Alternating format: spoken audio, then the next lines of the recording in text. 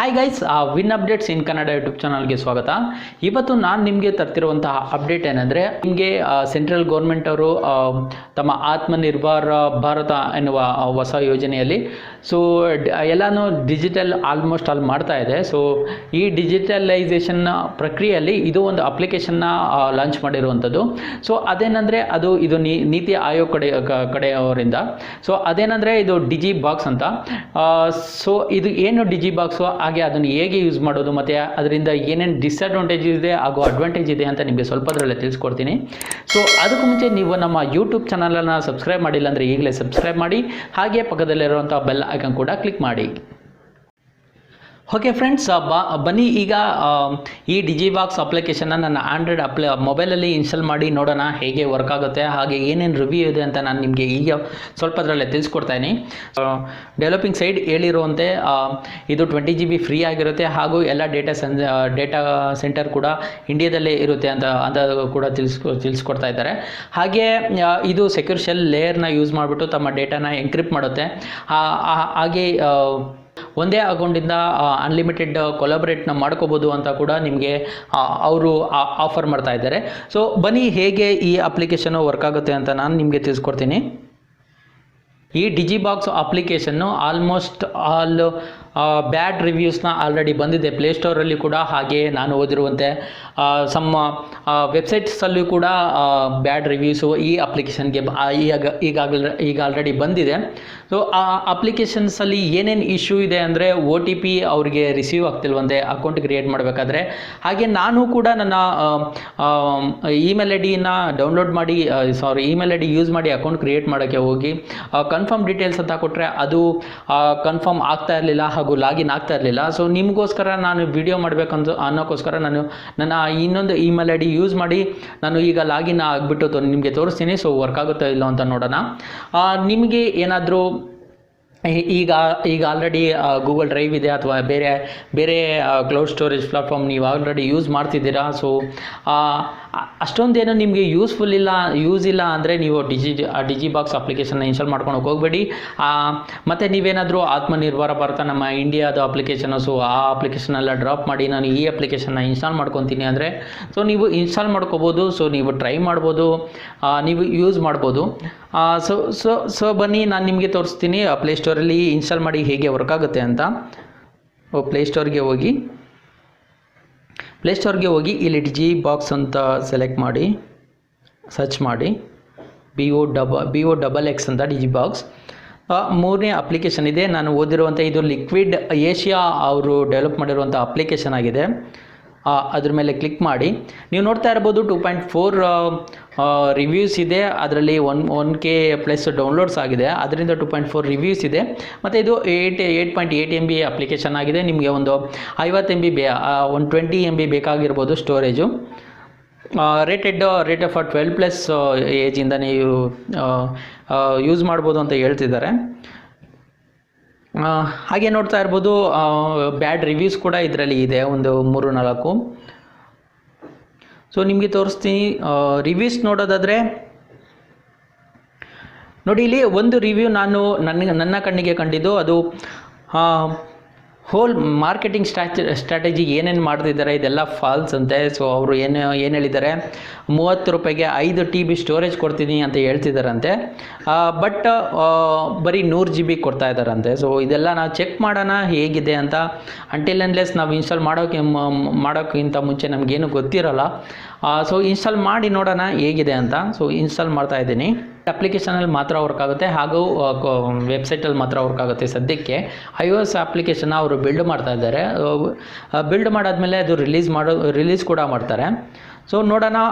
Open ಕೊಟ್ಟರೆ ಇಲ್ಲಿ ನಮ್ಮ ಆಕ್ಸೆಸ್ ಕೇಳ್ತಾ ಇದೆ, photos, media and files on your device. Absolutely file storaging application ಆಗಿರೋದ್ರಿಂದ ನೀವು ಆಕ್ಸೆಸ್ನ ಅಲೋ ಮಾಡಬೇಕಾಗುತ್ತೆ. ಹಾಗೆ ನೀವು ವಿಡಿಯೋ ರೆಕಾರ್ಡಿಂಗ್ ಕೂಡ ಕೇಳ್ತಾ ಇದೆ ಇದು. ವಿಡಿಯೋ ರೆಕಾರ್ಡಿಂಗ್ ಏನು ಕೇಳ್ತಾ ಇದೆ ಅಂದರೆ, ನೀವು ವಿಡಿಯೋ ಮಾಡಿ ಡೈರೆಕ್ಟಾಗಿ ಅಪ್ಲೋಡ್ ಮಾಡ್ಬೋದು. ಅಲೋ ಕೊಟ್ಟರೆ ಗೆಟ್ ಸ್ಟಾರ್ಟೆಡ್ ಕೊಡೋಣ. ಗೆಟ್ ಸ್ಟಾರ್ಟೆಡ್ ಕೊಟ್ಟರೆ ನನ್ನ ಹತ್ರ ಅಕೌಂಟ್ ಇಲ್ಲ, ಅಕೌಂಟ್ ಕ್ರಿಯೇಟ್ ಮಾಡೋಣ. ಕ್ರಿಯೇಟ್ ಆನ್ ಅಕೌಂಟ್ ಕೊಟ್ಟರೆ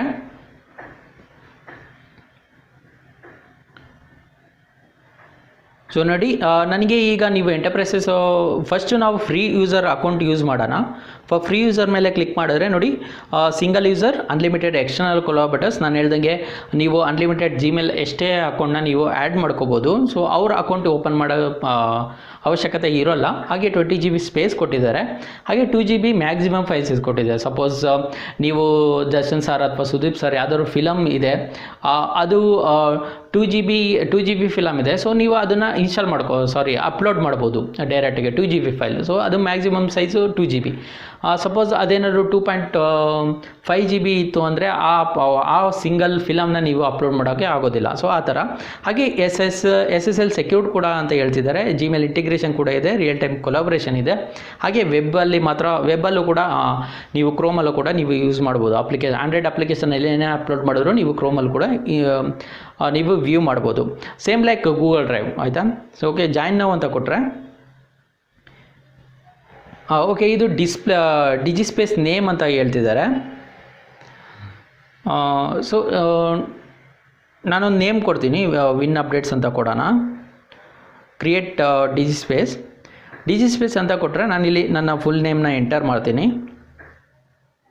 ಸೊ ಒಂದು ಮೇಲ್ ID ಹಾಕ್ತೀನಿ. ಇಲ್ಲಿ ನಾನು ನನ್ನ ಮೊಬೈಲ್ ನಂಬರ್ನ ಎಂಟರ್ ಮಾಡ್ತೀನಿ.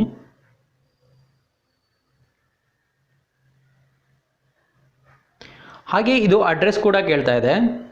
ಸೊ ಅಡ್ರೆಸ್ ಎಲ್ಲ ಏನಕ್ಕೆ ಬೇಕು ಅಂತ ನನಗೆ ಗೊತ್ತಾಗ್ತಿಲ್ಲ, ಬಟ್ ಇದರಲ್ಲಿ ಅಡ್ರೆಸ್ ಎಲ್ಲ ಮಸ್ಟ್ ಆ್ಯಂಡ್ ಶುಡ್ ಆಗಿದೆ. ನೀವು ಅಡ್ರೆಸ್ನ ಕೊಡಲೇಬೇಕು.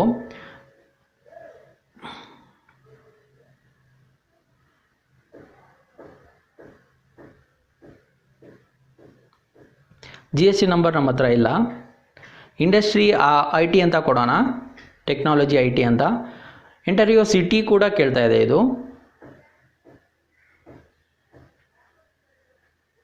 Okay, country India. ಹಾಗೆ ಸ್ಟೇಟ್ ಕರ್ನಾಟಕ ಅಂತ ಕೊಡಿ. ನಿಮ್ಮ ಪಿನ್ ಕೋಡ್ ಯಾವುದಿದೆ ಅದು ಹಾಕಿ. ಕೂಪನ್ ಕೋಡ್ ನಮ್ಮ ಹತ್ರ ಇಲ್ಲ. ಸೊ ಒನ್ ಟೈಮ್ ಪಾಸ್ವರ್ಡ್ ಅಂತ ಅದೇನು ಕೇಳ್ತಿದೆ, ನಾವು ಆಲ್ರೆಡಿ ನಂಬರ್ನ ಎಂಟರ್ ಮಾಡಿದ ತಕ್ಷಣವೇ ನಮಗೆ OTP ಬರುತ್ತೆ. ಸೊ ಅದನ್ನು ಮೆನ್ಷನ್ ಮಾಡಿ. 752.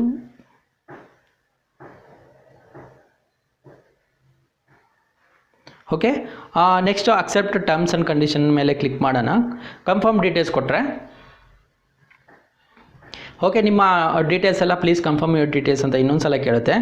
ಓಕೆ, ಕಂಪ್ಲೀಟ್ ರಿಜಿಸ್ಟ್ರೇಷನ್ ಮೇಲೆ ಕ್ಲಿಕ್ ಮಾಡಿದ್ರೆ ಓಕೆ, ಅದು ನಿಮಗೆ ವೆಬ್ಸೈಟ್ಗೆ ಕರ್ಕೊಂಡು ಹೋಗ್ತಾ ಇದೆ. ಸೊ ಎಲ್ಲಿಗೆ ಕರ್ಕೊಂಡು ಹೋಗ್ತಾ ಇದೆ ನೋಡೋಣ. ಓಕೆ ನೋಡಿ, ಈ ಥರ ಎಲ್ಲ ಇಶ್ಯೂ ಬರ್ತಾ ಇದೆ. ನಾನು ಪೇಮೆಂಟ್ ಮೇಲೆ ಕ್ಲಿಕ್ಕೇ ಮಾಡಿಲ್ಲ. ನಾನು ಪೇಮೆಂಟ್ ಆಪ್ಷನ್ನೇ ಸೆಲೆಕ್ಟ್ ಮಾಡಿರಲಿಲ್ಲ. ಬಟ್ ಇದು ನಾನು ಓಪನ್ ಮಾಡ್ತಿರೋದು ಫ್ರೀ ಅಕೌಂಟು. ಬಟ್ ಫ್ರೀ ಅಕೌಂಟಿಗೆ ಇದು ಯುವರ್ ಪೇಮೆಂಟ್ ಆ್ಯಸ್ ಫೇಲ್ಡ್ ಅಂತ ತೋರಿಸ್ತಾ ಇದೆ. ಸೊ ಅಪ್ಲಿಕೇಶನ್ನ ಅಷ್ಟೊಂದು ಕರೆಕ್ಟಾಗಿ ಬಿಲ್ಡ್ ಆಗಿಲ್ಲ. ಸೊ ನೀವು ನನ್ನ ಪ್ರಕಾರ ನಾನು ಇವಾಗ ಯೂಸ್ ಮಾಡೋಕ್ಕಾಗೋದಿಲ್ಲ. ನಿಮ್ಮ ಅಪ್ಲಿಕೇಶನ್ನ ನಿಮಗೇನಾದರೂ ಅರ್ಜೆಂಟ್ ಇದೆ ಅಂದರೆ ನೀವು ಯೂಸ್ ಮಾಡ್ಬೋದು. ಸೊ ನಿಮಗೆ ಅದು ಲಾಗಿನ್ ಆದರೆ ಅದೇ ಪುಣ್ಯ. ಬಟ್ ನನ್ನ ಪ್ರಕಾರ ಈಗ ಸದ್ಯಕ್ಕೆ ಇವರು ಡೆವಲಪಿಂಗ್ ನಡೀತಾ ಇದೆ. ಸೊ ಡೆವಲಪಿಂಗ್ ಲ್ಯಾಂಗ್ವೇಜಲ್ಲಿ ಒಂದು ಮಾತಿದೆ, ನೀವೇನಾದರೂ ಒಂದು ಅಪ್ಲಿಕೇಶನ್ನ ಬಿಲ್ಡ್ ಮಾಡಿರ್ತೀರ, ಅದು 1.0 ಆಗಿರುತ್ತೆ. ಆ ಏನು ಫೀಚರ್ಸ್ ವರ್ಕ್ ಆಗ್ತಿರಲ್ಲ. ಸೊ ಅದನ್ನು ನೀವು ಅದನ್ನು ಬಿಲ್ಡ್ ಮಾಡಿ ನೀವು ಮತ್ತೆ ರಿಲೀಸ್ ಮಾಡಿದ್ರೆ ಅದು 2.0 ಆಗುತ್ತೆ ಅಂತ. ಸೊ ಅದೇ ರೀತಿ ನನ್ನ ಪ್ರಕಾರ ಇದು 2.0 ಆಗಿ ಡೆವಲಪ್ ಆಗಿ ಮತ್ತೆ ರಿಲೀಸ್ ಆಗಬೇಕು ಅಂತ ನನ್ನ ಅನಿಸಿಕೆ. ಸೊ ನನ್ನ ಪ್ರಕಾರ ನೀವು ಈ ಅಪ್ಲಿಕೇಶನ್ನ ಇನ್ಸ್ಟಾಲ್ ಮಾಡ್ಕೊಂಡು ಹೋಗಬೇಡಿ. ಈಗಲೇ ನಿಮ್ಮ ಅಪ್ಲಿಕೇಶನ್ ಯಾವ್ಯಾವ ಇದೆ ನಿಮ್ಮದು ಡೇಟಾ ಸ್ಟೋರೇಜು, ಸೊ ನೀವು ಅದನ್ನೇ ಯೂಸ್ ಮಾಡ್ಕೋಬೋದು. ಅದಾಗಿತ್ತು ಇವತ್ತಿನ ಟೆಕ್ ಅಪ್ಡೇಟ್ಸ್. ಇದೇ ರೀತಿ ವಿಡಿಯೋಗಳಿಗಾಗಿ Win updates in Kannada YouTube ಚಾನಲ್ನ ಸಬ್ಸ್ಕ್ರೈಬ್ ಮಾಡಿ. ಹಾಗೆ ನಮ್ಮ ಫೇಸ್ಬುಕ್ ಪೇಜ್ ಆಗಿರುವಂಥ Win updates in Kannada Facebook ಪೇಜನ್ನು ಕೂಡ ನೀವು ಫಾಲೋ ಮಾಡ್ಬೋದು. So friends, until next video, have a nice day, take care.